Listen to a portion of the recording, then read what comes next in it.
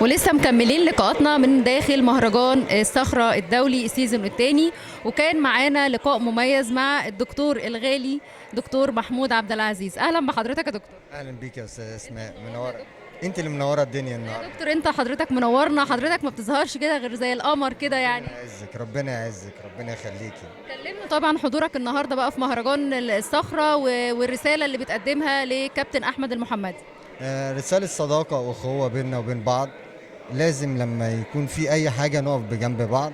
انا النهارده واقف معاه قلبا وقالبا، محضرين شويه حاجات في الكواليس طبعا. احب اعرفها بقى كده. لا لا لا، دي مفاجآت. حاجة صغيرة دي كده. مفاجآت خاص بيها برضو مهما كان التحضير ليها، فهي ينفرد بيها صاحب المهرجان كابتن احمد. طب قول لي طيب كلمة السر النهارده ايه طيب داخل مهرجان الصخرة؟ تميز. هو دايما في تميز، قول لي كلمة سر تاني. لا، التميز النهارده يختلف، لان النهارده تاريخ جميل جدا. تاريخ 13/12 ده بالنسبه لنا بنحقق فيه ذاتنا، او ذات كابتن احمد النهارده. مساله مش تحدي، مساله ان انا موجود. اثبات للذات. اثبات للذات.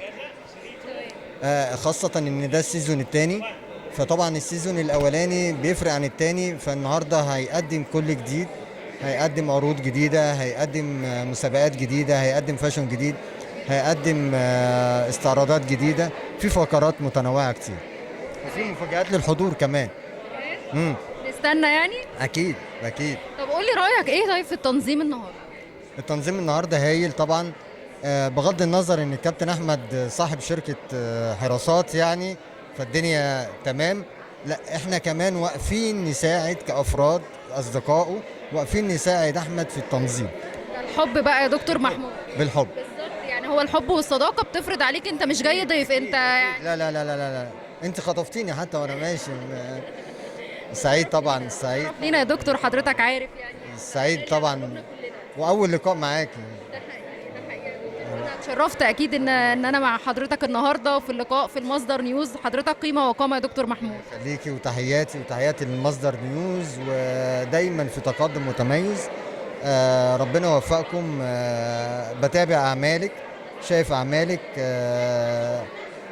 يا رب بقى يكون في تعاون مستمر، يعني بيعرفيني علشان يبقى في لينك بيني وبين المصدر نيوز. ان شاء الله حضرتك تنورنا طبعا يا دكتور، وحضرتك شرف لاي حد، واحنا مبسوطين ان احنا كنا معاك النهارده. ربنا يخليك يا استاذ اسماء، وبحيي كل فريق العمل، وبحيي الناس اللي ورا الكاميرا. طبعا جهد هايل، وطبعا في الزحمه ديت بيبقى فيه تركيز عالي. ربنا يوفقكم ان شاء الله النهارده. شكرا لحضرتك يا دكتور محمود، وشكرا ليكم جميعا المشاهدين، ولسه مكملين لقاءاتنا. استنونا المصدر نيوز.